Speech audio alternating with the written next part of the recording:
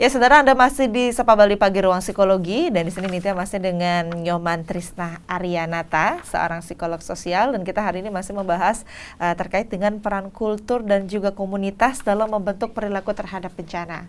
Kak Arya, tadi kita terakhir sudah bahas terkait dengan pendekatan kultur dan komunitas ini dibanding dengan pendekatan secara individu. Mungkin kita tidak bisa bilang yang mana lebih efektif ya Kak ya, tapi disesuaikan dengan kondisi saat ini. Misalkan kondisi pandemi COVID-19 memungkinkan tidak kita menggunakan metode yang ini atau yang itu begitu ya Kak ya. Jadi semua sama dan disesuaikan juga dengan kultur masyarakatnya begitu. Nah, terkait dengan itu Kak, kan biasanya kalau kita turun ke lapangan itu ada manajemen bencana gitu ya Kak ya. Nah, itu kalau dari manajemen bencana sendiri mungkin secara umum gimana Kak Arya, mungkin bisa dijelaskan sedikit? Oke.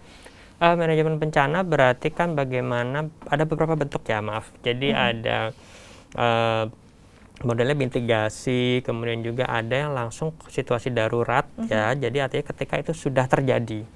Ada yang sebelum itu terjadi gitu kan. Nah, banyak sekali segi-seginya dan bahkan pemerintah sudah mengeluarkan aturannya tentang penanggulangan bencana itu sendiri. Jadi kita bisa melihat ke sana kembali undang-undangnya. Itu ada beberapa segi, tetapi kemudian kita perlu ingat juga bahwa bencana itu dalam tanda kutip Indonesia itu langganan bencana alam ya, tapi kalau COVID kan tidak ya. Bahwa bencana itu memang hal yang tidak diprediksi, maka perlu dibuat suatu kesiapan. Ketika ada kejadian seperti ini gitu ya. Kita pakai contoh terkait COVID di negara Asia Timur tadi kan karena udah ada kesiapan. Betul. Mereka tahu gitu kan kejadian seperti ini, sehingga mereka punya set of behavior-nya untuk melakukan itu. Nah, kalau di Indonesia, ini saya mengutip seorang tokoh ini ya, seorang psikolog bencana kalau saya bilang, ahli psikologi kebencanaan, Bapak Listio Yuwanto dari Universitas Surabaya. Jadi beliau merekomendasikan memang pendekatan yang berbasis komunitas. Nah, jadi kalau kita merespon pada bencana, maka perlu komunitasnya yang disiapkan. Karena jumlah relawan ketika ada kejadian darurat kan tidak selalu memadai. Tidak banyak ya. Ini persoalan lapangannya begitu. Jumlah psikolog apalagi. Ya. Belum lagi kalau kita misalnya pikirkan persoalan dari bahwa orang-orang yang turun untuk membantu ini kan juga terbatas sumber dayanya gitu ya. Relawan juga mohon maaf tidak digaji kadang gitu kan. Belum ada perangkat untuk melihat kesukarelawanan ini sebagai karir gitu. Nah, itu menjadi tantangan. Maka dalam penanggulangan bencana di sini dengan berbasis komunitas, komunitasnya lah yang dibangun melalui partnership. Jadi membangun kerjasama. Di pemerintah mungkin dengan LSM atau NGO termasuk unit-unit sosial yang ada di masyarakat di situ membangun suatu program yang memang nanti bisa dilakukan sesuai dengan keadaan setempat secara bertahap gitu kan. Jadi kita memang tidak melihat ini sebagai proses yang sekali duduk selesai. Sana akan ada proses untuk sosialisasi pengetahuan karena untuk mengubah perilaku otomatis pikirannya yang harus diubah dulu. Pengetahuan yang harus dibentuk, kemudian juga nanti ada training-training tertentu, pelatihan-pelatihan tertentu, dibentuk sebagai unit-unit sosial tertentu, misalnya dalam struktur masyarakatnya, yang didampingi dengan ahli-ahlinya, termasuk ahli psikologi juga. Karena kita bicara soal partnership, maka justru tidak bekerja sendiri. Ya, kita bekerja sama dengan pemerintah, tentunya lembaga-lembaga yang ada di BNS, penanggulangan bencana juga misalnya. Kemudian juga dengan lembaga-lembaga psikologi, barangkali nanti bisa dengan himpunan psikologi Bali gitu ya kalau kita bicara di Bali, sehingga kalau ada kejadian tertentu bisa diundang untuk melakukan pelatihan. Nanti juga dikembangkan pelatihan untuk bagaimana warganya bisa membentuk programnya itu sendiri supaya running. Ya, kalau ada kesulitan baru hubungi deh. Sehingga kalau ada kejadian bencana, oh mereka udah siap harus melakukannya ini gitu ya. 1, 2, 3 mereka sudah tahu. Nanti kalau ada hambatan, oh saya tinggal hubungi saja siapa begitu. Berarti itu prosesnya panjang dan kompleks ya Kak ya? Iya betul. Tidak yang cepat instan ya? Kalau kita mau instan kan otomatis nanti apakah itu akan berlanjut? Kita bicara soal keberlanjutan. Keberlanjutan.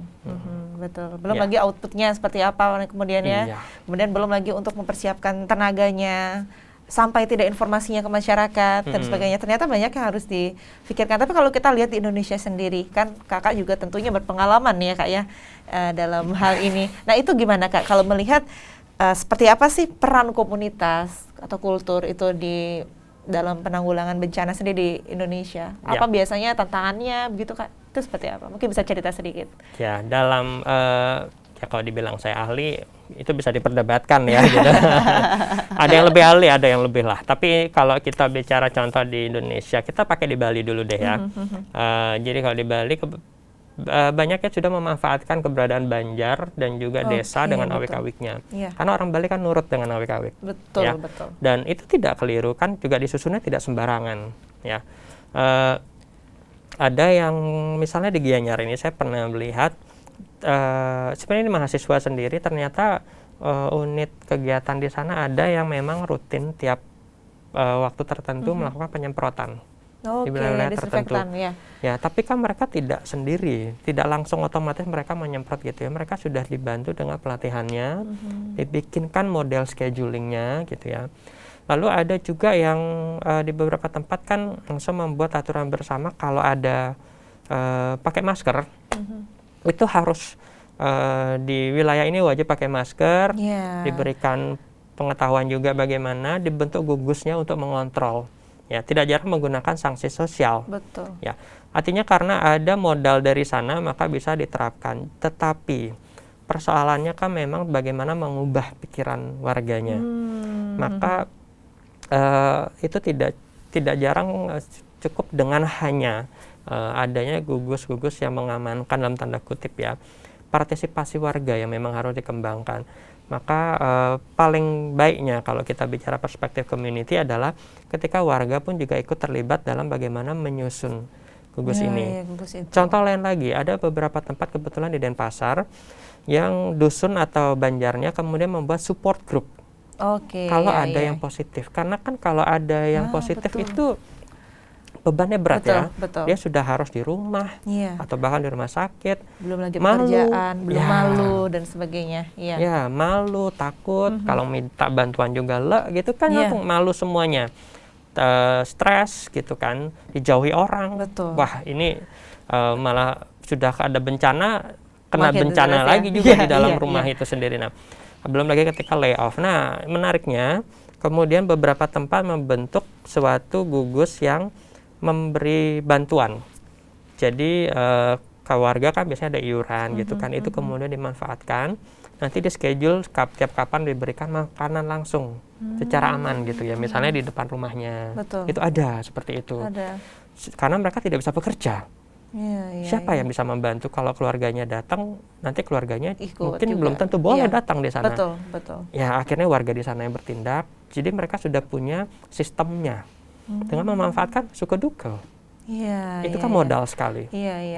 Jadi lumayan bisa diimplementasikan di Bali khususnya ya. Bali itu. Nah, itu menarik gitu kan. Dan ternyata kalau saya ceritakan ini gitu ya ke rekan-rekan di luar Bali, di sini nggak ada loh. Kalau kita sudah tahu ada yang positif, kita ngumpet gitu. Ada yang bisa cerita seperti itu. Artinya inilah kalau kita mau melihat ternyata bisa kok kita memanfaatkan sistem sosial kita yang ada.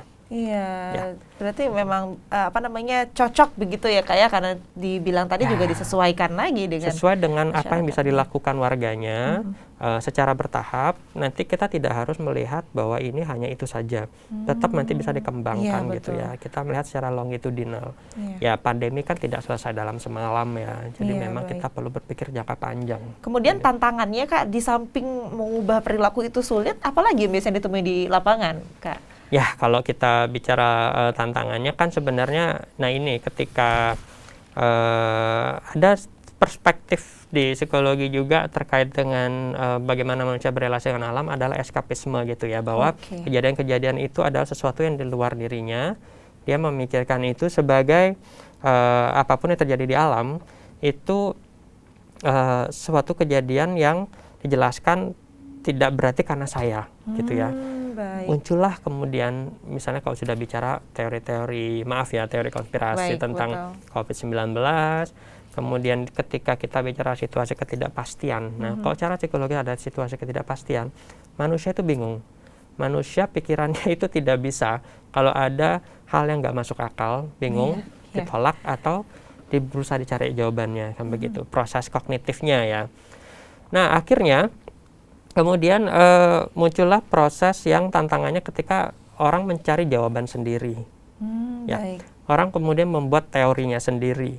Nah ini akan menjadi kontraproduktif dengan berbagai usaha penanganan bencana itu sendiri, penanganan COVID-19 itu sendiri, karena ada kontra yang kemudian mementahkan itu. Nah artinya adalah kita memang akan sangat perlu penjelasan-penjelasan rasional yang bisa dibuktikan, yang bisa dijelaskan secara ilmiah juga, supaya kita bisa membuat masyarakat semakin melihat informasi yang sebenar-benarnya. Informasi yang real begitu ya, yang bisa dipercaya juga. Kak Arya, kita akan jeda dulu, kita akan lanjutkan di segmen selanjutnya. Saudara, kita masih akan membahas terkait dengan peran kultur dan juga komunitas dalam membentuk perilaku terhadap bencana. Tapi kita akan jeda sejenak, untuk itu jangan kemana-mana, tetap di Sapa Bali Pagi Ruang Psikologi.